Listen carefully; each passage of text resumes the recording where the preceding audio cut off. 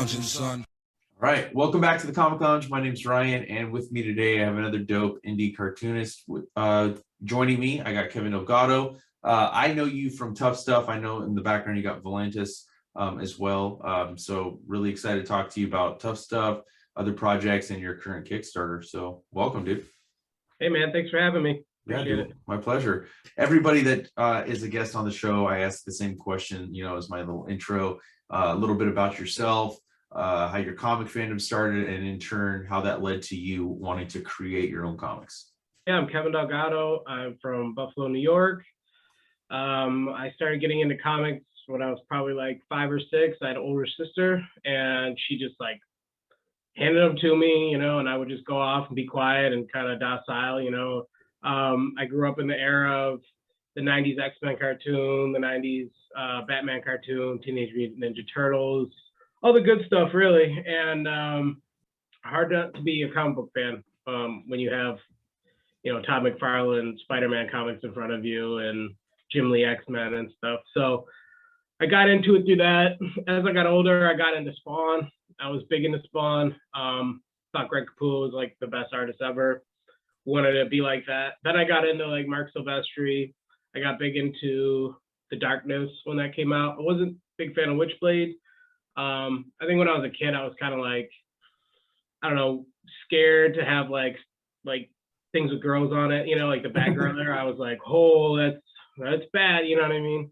Yeah. And then I kind of fell out of comics in the late 90s, early 2000s. And then I went to college for graphic design. And when I was in college, I got back into comics again. I was reading The Astonishing X-Men run by Joss Whedon and John Cassaday. And that got me pulled back into it like big time. And then I kind of messed around with it. I'd doodle, I'd sketch and stuff. I draw at work, and then I got injured in 2015. I was doing music from 2006 to about 2015. I was doing music almost exclusively, not really focusing as much on artwork. But then I got into an accident and I broke my back. And kind of like part of my road to recovery was my friend challenged me to draw like a Marvel character every day. So I did a series of 100, all different characters, like every day I'd post them up online and stuff. And by the time I was done with that, I was already starting to develop what would become Volantis. So then I started drawing it. And then around that time, I was going to a lot of conventions. I'd gone to conventions as a kid and stuff, but not really as an adult. Yeah, so I'd say around that time, I started developing it, taking my like sketches, my samples and stuff to like conventions and trying to get people to check them out and give me critiques and everything. And, a year or two after that, I published my first book. What kind of music were you doing? Hip hop. Nice. I rap under the name Frigid Giant. Do a lot of production too. I had a record deal at one point, toured the country numerous times. I have a lot of connections with the hip hop scene, so it's kind of really helped with my growth as an artist, actually, because I do a lot of cover art for people. So it's, one hand washes the other in regards to that. That's dope, dude. I mean, I'm a huge hip hop head myself, so that's why I asked the question of like, what kind of music were you doing? So, I mean, you're taking one creative endeavor and you're kind of you're switching the focus, right? You're switching into comic books. What are the early days of you creating Volantis look like in terms of, producing it and like kind of doing all that research? Because taking the energy of creating music, that's a different type of medium, completely different type of medium, right? Like creating even like CDs is not the same as creating a book and producing that. Yeah. So I had been doing music for a long time at that point, but around 2012, I was doing like a show every day almost. I was playing in multiple cities, like you name it. I was grinding, and I got a record deal. And the entire time I was with the record company, they were like, we got to make an album for us. You got to make an album for us. We want to, put everything behind that project. Cause I was putting out like mixtapes like every 6 months, So I like dug down in like the depths of my heart and I made this album that was like the best thing I could make, we did some shows and stuff, and like the tours that followed kind of sucked, and everything, like it all just started gradually going downhill. And I felt like they had signed me just to kind of like get my connections, my networking that I had at the time, and kind of like feed other artists off that. So I was like very disillusioned, and I thought, I made this awesome album, we're gonna blow up. It was cool around here and everything, and I kept my name going, but it wasn't what I expected at all. And I kind of got into like a depression and just really just stopped rapping and kind of just was like making beats and drawing more. It got to a point where I was kind of living off music and I couldn't do that anymore. So I was working in a restaurant, doing the same thing you're doing, and I would just like kind of just make doodle characters that I'd have in my head. And as I progressed, I started building a world, like how they would interact with each other. Like I would draw like like a weird temple out in the middle of nowhere with like weird stuff all around. And I'd be like, well, this could make sense if I put this there and that there. And then at the time I put myself back in college. So I was going for like a trade program. So I was doing like HVAC stuff, and I was studying engineering.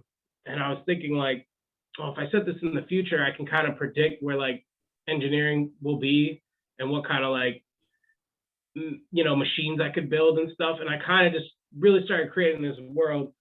And through that, I just kind of like, it all just snowballed and the dots were connecting. And the next thing I know, I have 4 or 5 issues done, and when I started, I wanted to do like almost like a Cerebus thing where like, okay, this is going to be my series. I'm just going to do this forever.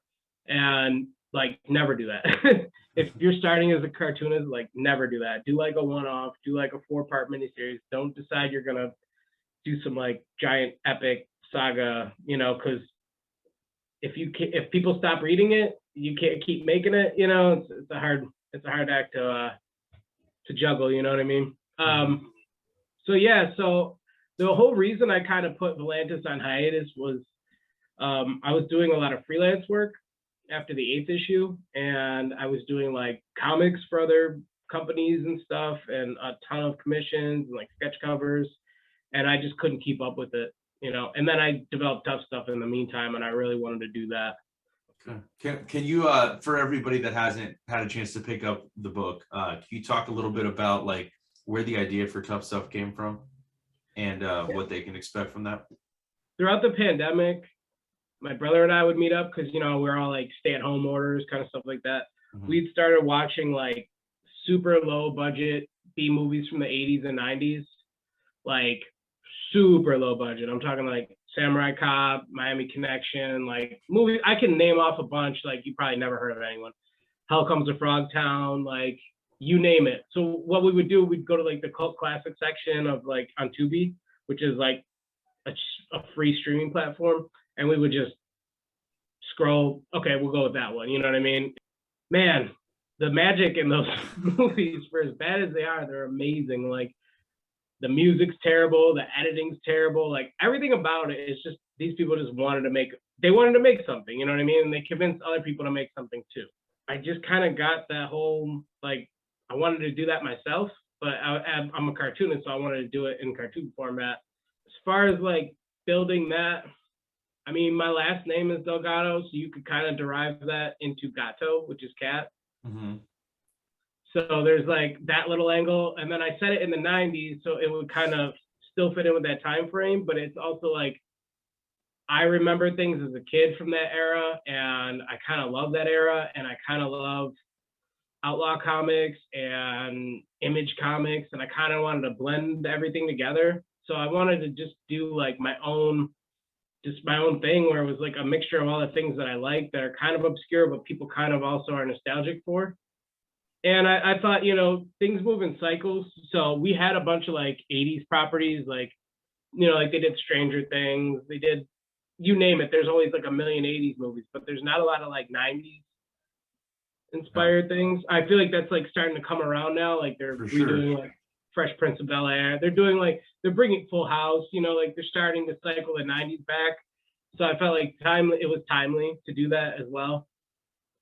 And it's a lot easier to make a story that doesn't take place when the internet's around, because people actually have to interact. They can't just like call someone or text someone.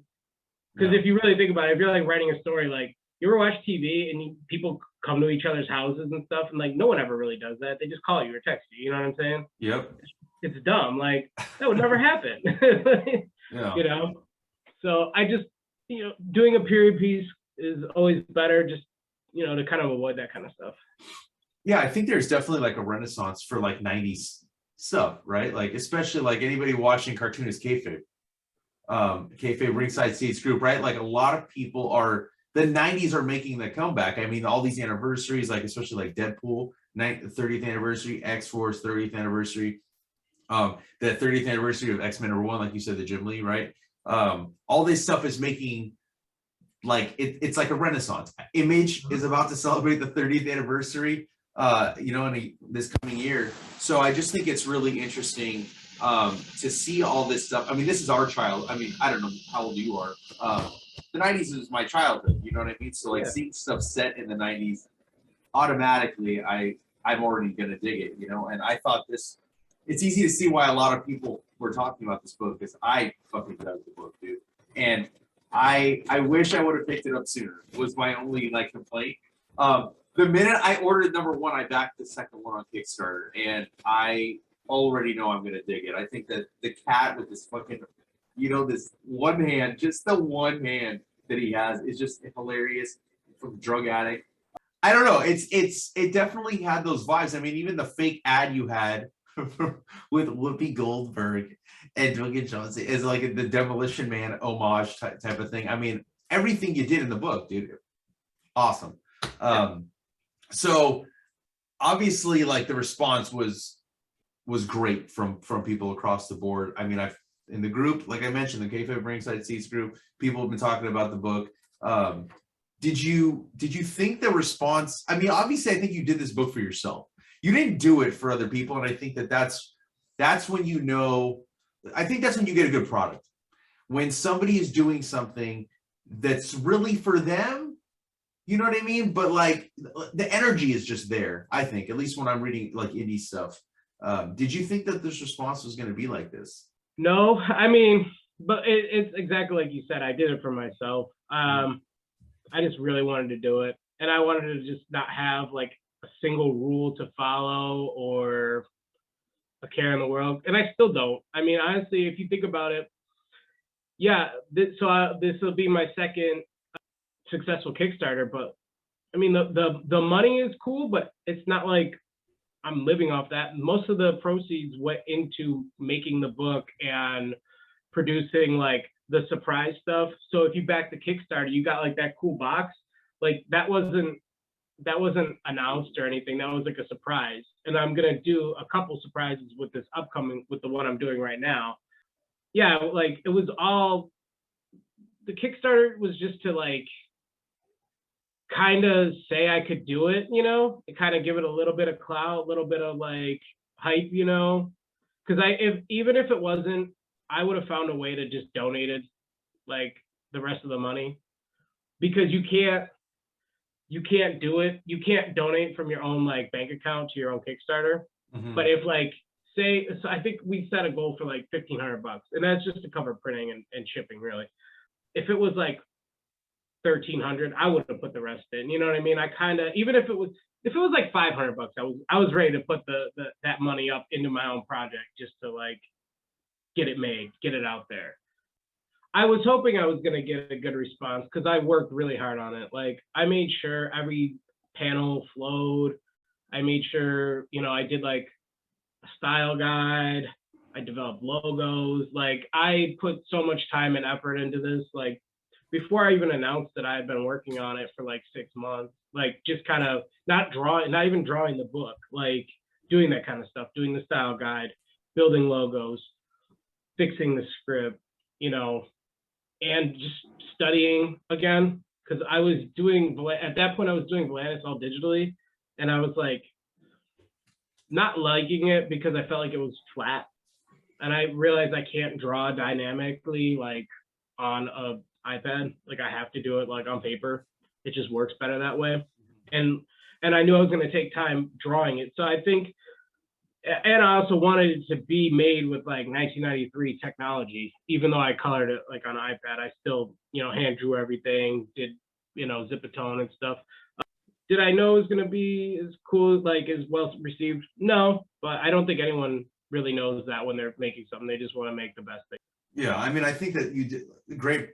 It's a great product, dude. I mean, it's my only complaint was I wish I already had the next issue. You know what I mean? Like as I was I think I got like 3 pages in. I'm like, fuck, dude, I gotta wait for the next one. I mean, even you that's the Cosmic Lion Beach Club. That's for Eli, right? Yeah. Okay, and that is Eli in the book. Yeah. Yeah, that's what I thought. All right. Yeah, I just think.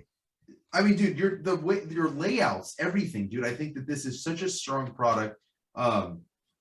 And I cannot wait for the next issue. I mean, you already had it planned though, because at the end of it, you even say that Tuff Stuff's going to return. So you knew like going into it that you wanted to continue this. Now, the second Kickstarter, like I said, it's live right now. I think by tomorrow when this is going to go up, I think you'll have like 8 days left.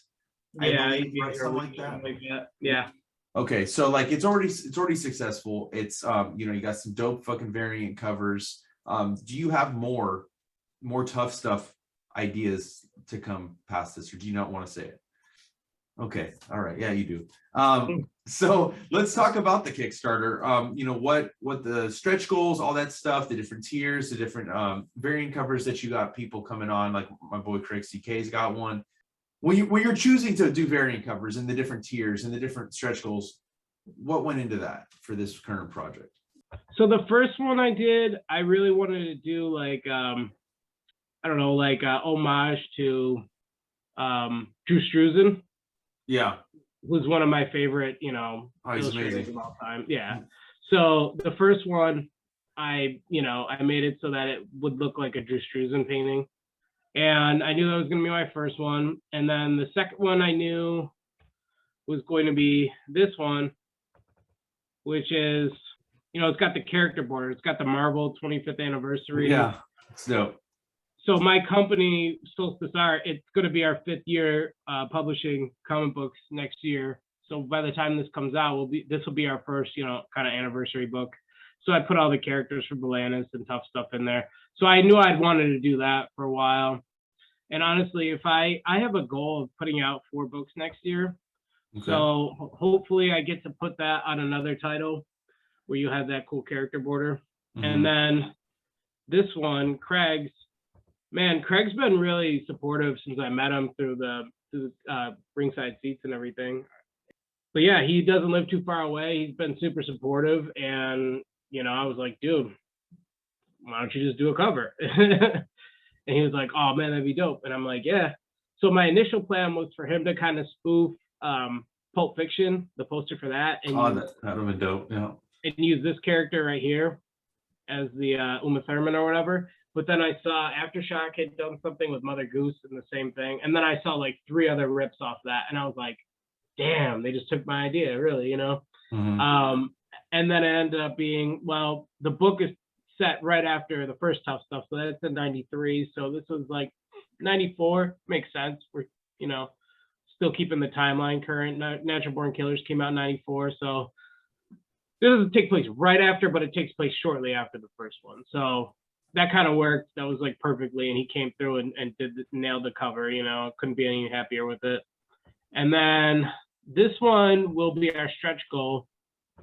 And the stretch goal is set at $3,000. So I think right now we're about at $2,400.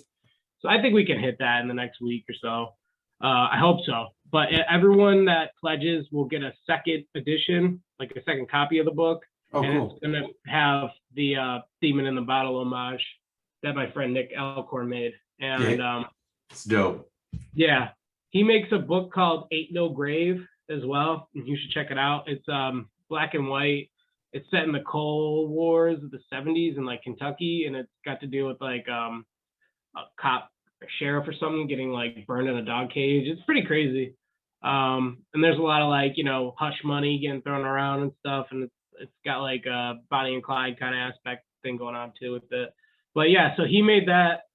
And I figured, shit, well, anyone that backs the Kickstarter, I'm going to make just enough copies for the Kickstarter backers, so that cover is going to be exclusive just to the backers. So, you know, you'll have like a 1 in 60, you know what I mean, for all the backers. That's just something I want to do to give back. So that's our stretch goal for right now. Very cool. Yeah, man. I mean, yeah, I think all the covers are dope. It's hard to choose, you know, between one of them. I think I got the Craig CK just to give a little support to my boy, you know. But the book is you know, it's exciting to see, you know, like your success. Like I'm watching you post stuff, like you did a Stray Dogs variant cover. That's pretty sick, dude. And that's like I mean, I hate using this term, but it was one of the hottest books of this past year, you know, like just insane how it blew up. I kind of knew it would. Really dope, dude. Congrats on getting that. And you said you did another image cover. When can we expect that announcement to drop? Probably next month. Okay. I really want to show it just because that cover is, oh my God, so dope. Like the people that have seen it, they're like, yo, this is crazy. Well, dude, I mean, that's huge, man. To you know, to have your art on an Image comic book. I mean, especially you saying like how much Image was like formative in your comic book reading. That's awesome. But besides like Tuff Stuff, besides Philantis, do you have, I mean, you said you want to try to release 4 books. Are there other ideas that you're working on? Yeah. I'm actually doing something with that guy, Nick, that I just mentioned, the one that did the Demon in the Bottle cover. Okay. I'll be writing and coloring it, and he'll be illustrating it. We got a lot done, and then I started doing Tuff Stuff, so I'm kind of backing off on that. And then I think he's trying to finish up his series and do some other stuff. And he's doing cover artwork too. Like he just did a Red Room variant cover. So, you know, we're both kind of doing it. We're kind of killing it respectively. But so yeah, you can expect to hear something about that once the whole Tuff Stuff thing is kind of over with. And yeah, so that's 2 of the 4 books I'm trying to put out next year. A lot of it's finding time too, man. I'm just so swamped. I mean, doing a book, have 2 kids, you know, I'm tattooing, I'm working outside of that. You know, I'm trying to like get rid of one job so I can comic more, so I can illustrate more, cartoon more, do that kind of stuff. And the other thing I want to do is I really want to get Tuff Stuff in other media. So try to find people that can help me kind of springboard that maybe into like animation, I think. Do you remember Freaknik that was on Cartoon Adult Swim with T-Pain? It sounds familiar. I don't know if I watched it though. It sounds familiar to me. But I was going to say this is a good Adult Swim cartoon. Yeah, they did a like a 45-minute like movie, and it was T-Pain was the ghost of Freaknik past. So if you're not aware of what Freaknik is, it was like a big party in Atlanta in the 90s, like a kinky kind of party, whatever. Mm-hmm. And but he was like the ghost of Freaknik past, so he came to like bring it back. And like Rick Ross was a character on it, and he was a rapper, obviously, but it wasn't like Rick Ross, it was like a different character. CeeLo was in it, and they had like a little gang. This was like, and oh man, one of the guys from NWA, but not, was it DJ Pooh or Yellow? I don't know. One of the 2, I think, was another voice. I want to do something like that. I mean, I'd like to do like a movie, and I have an idea of how I want to do it, but you know, it's kind of far-fetching. I think animation could work. So, and it's like a super feasible thing right now. Yeah, I mean, I think people kickstart all sorts of shit. You could always try to kickstart the funding for the show, you know? I mean, hey, I mean, I've watched people do movies, man. People kickstart movies and shit like that. You know, I think was it Jason David Frank, that White Dragon movie that Bat in the Sun did a Kickstarter for. They did it in Indiegogo and they got fully backed. So you never know, man. Well, they've been doing stuff forever though. That Aaron Shanky guy, he's super dope with that stuff, man. Yeah. They built a really big following by the time they launched that. I mean, yeah, I'm not doubting it or anything, but I think Titmouse is like the best production company for Tuff Stuff. And if I can get someone to help me like really pitch it and like put it together, you know, I mean, that's that's kind of the route I want to take, and I think it's the best fit. So it's kind of what I'm trying to figure out right now. But right now, it's working on the book, man. Trying to draw 2 to 3 pages a week and color 2 to 3 pages a week, just to kind of keep myself on track. Because I'm still drawing it. I mean, I have to draw people into the book. That's part of the Kickstarter tiers is, I can draw you into it. So we still have 8 more days. So I got to figure out, as I go, I'm trying to figure out, like, where can I put this person? What are they doing? You know what I mean? I'm trying to make it fit in the story. Like Eli, I got to draw Eli back in this book. And the last one, I smashed his head in. So do I have, like, his face put back together? And it's like Jigsaw, it's like a meatball? Or do I just, it's like, or is it like his twin brother? You know what I mean? I got to figure out something. But yeah, I didn't like write him into the script. He just backed it in, and he backed the Kickstarter. I was like, oh man, I got to figure out something. And then it just so happened like Cosmic Lion Beach Club. It was going to take place at a beach club anyways. So yeah, that was just a nice little throwback, nice little nod to him. But yeah, other than that, I got to keep tight-lipped because I don't like announcing stuff I can't finish or can't deliver on. So the plan was I want to drop something every quarter.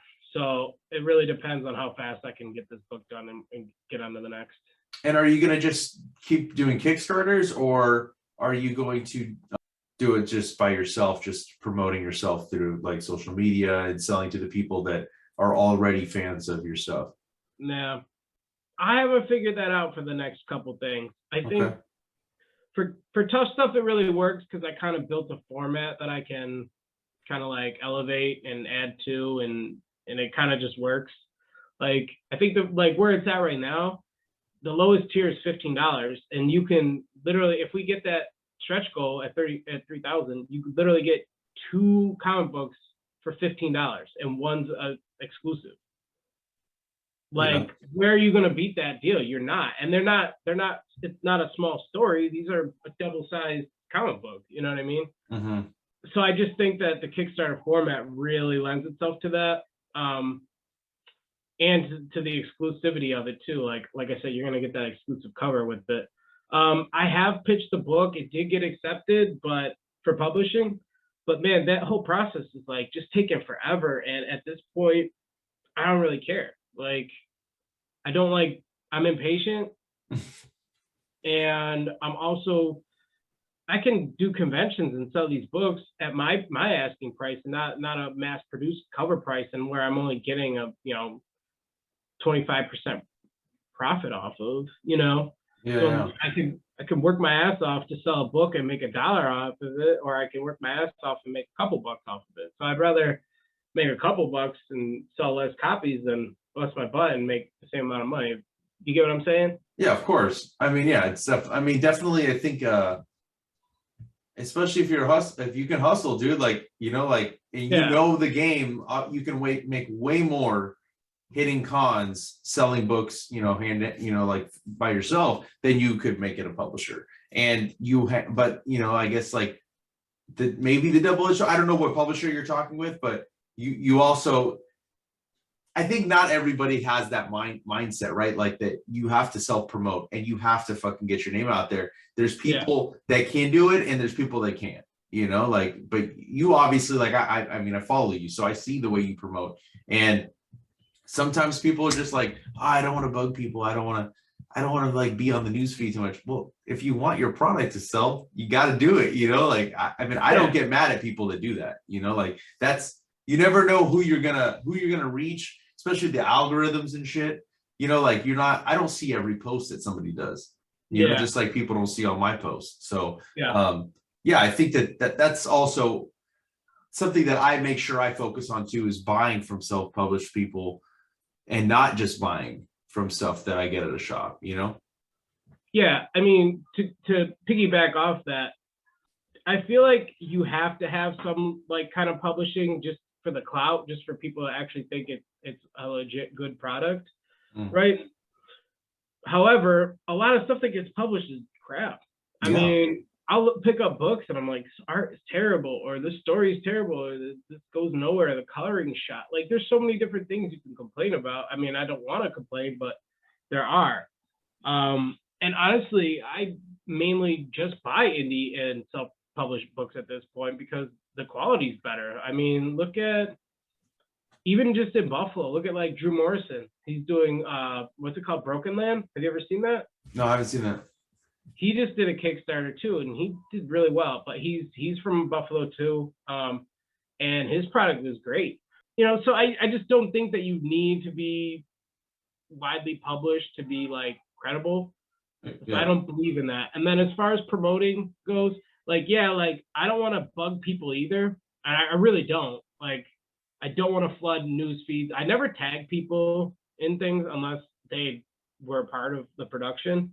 But what I kind of have planned out is I produce so much that I can put a different image up every single day to promote what I'm doing. You know what I mean? When I launched the Kickstarter, I started with the covers. I had 3 covers. I'm like, boom, day 1, here's your cover. Let's go. You know, day 2, boom, here's cover 2. You know, 3, cover 3, and so forth. And then I was making like little like, you know, promotion videos and stuff. And, you know, I have the reviews. I'm always working. So it's like, it's not like I'm like bombarding you with the same thing over and over again. Like, yeah, I'm going to push my Kickstarter because I want everyone I know to get it. Like, I'm making the best thing I can. That's why I don't have, you know, I don't feel bad not spamming, but you know what I mean, doing what I'm trying to do because I know I'm gonna make something cool, and I don't want people to miss out on that, you know. So I just kind of, you know, I'm sincere, I'm humble, but like, bro, I'm making some dope shit, and I want you guys to have it. So I'm gonna tell you about it, you know. Same thing with music. Like, I'm the same way promoting my music. I'm not gonna tag a bunch of people in it, but like, yo, I got Czarface on my album. So what's up? Yeah. You gonna listen to it or not? Like, you think I'm here to like fool around? I'm not. Like, I'm about my business and making good stuff, making like dope entertainment. Like, that's the name of the game. I wish I had a team around me to help me so I could put more out. You know, I got ideas that I can't keep up with. Yeah, dude. I mean, like I said, like Tuff Stuff, I knew I was gonna dig it, but it definitely like far surpassed my expectations, and I'm really excited for, you know, everything else you got in the works, dude. I kind of want some of your hip hop mixtapes. You still got those, so yeah, yo, hit me up with those. Besides the comics that you're creating, what have you been? You know, you kind of mentioned a few people. What have you read lately that you've really been digging that you want to give a shout out to? I've been digging Red Room, to be honest. It's a little verbose sometimes. There's like walls of dialogue that I'm not really, you know, you could tone that down just a little bit. Let's see. I was hanging out with Tyler Boss yesterday. I got his new book from Image. What's the furthest place from here? Nice. I gotta check that out. I haven't got a chance to read it yet. I got Eric Larson's, and I haven't got a chance to read that either. I'm really not reading too much right now. I still buy and support and collect and stuff, but I haven't. What have I read recently? We Live was pretty good from Aftershock. I'm gonna be working with Aftershock too on probably some covers in the near future. Nice. I can't say what properties. So there's that. I read a lot of like the classics. Over the past year or two, I've been back reading all the Sandmans. I was reading Hickman's run on X-Men as much as I could. There's a lot to keep up with. Yeah. I like Strange Adventures. I collected all of that. Man, I don't know. I pretty much backed a bunch of Kayfaber's Kickstarter, so I'm waiting for those to start coming in. I want to read Ben Perkins' Heavy, so I can wait for that to come in. And I just backed Ghost Agents too, and I backed Sam's book, but I don't think he's done anything with it in a while. Yeah, man, I don't know. It's a lot. I just get books. I get random books whenever I go to the store. If I can read them, I read them. You know, I don't have like exactly like a pull list right now. I kind of just go and pick up shit. All right, cool. All right. Like I said, I'm digging the stuff. Congrats on the Kickstarter, you know, already being fully backed. For everybody, before I let you go, if you could just tell everybody where they can find the Kickstarter, where we can find you online, where they can purchase the first issue. Sorry. It's dope. It's dope. He's I had to give him like the slick back hair because he's in court. I love it, dude. That was dope. Yeah, my Kickstarter. Can I give you a link? Can we post a link somewhere? It's gonna, well, like I was gonna say, all the links for your social media and it's all gonna be in the comments down below. Okay, so. cool. Yeah, the Kickstarter's live for, I think we said like a week. Back it if you can. You don't want to miss out. Plus, there's going to be exclusive stuff. I keep it tight-lipped just to keep the surprise going because I want people to be, surprised. But I'm always going to over-deliver. As far as where you can get the first one, you can do an add-on right now, I believe, through the Kickstarter to get Tuff Stuff 1, and that's the A cover. You can message me directly if you want me to ship out a book. I have no problem doing that. If you strictly want to do online shopping, gutterpopcomics.com. They keep a good inventory of all my books, so you can support them and they support me. Like, we have a good deal with them. Other than that, I'm like a artist representative for a group called 3D Comics. They're out of Lancaster, New York. I'm kind of like the artist in residence for them. Find me on Twitter. I'm active on Twitter and Instagram, Facebook. I do, inking, penciling, coloring. All right. The terrible letterer. I think everybody should be, I always say this, everyone should support indie creators. Marvel and DC got enough of people's money. So get out there, go support the Kickstarter. Hit Kevin up for some Volantis, Tuff Stuff 1. If you want to get it before the Kickstarter ends for the second one, hit him up. And I'm going to drop all these links down below. Thank you so much for taking time out of your day to talk comics with me, dude. And thank you. Definitely want to do this with you again. Thanks for a good convo, man.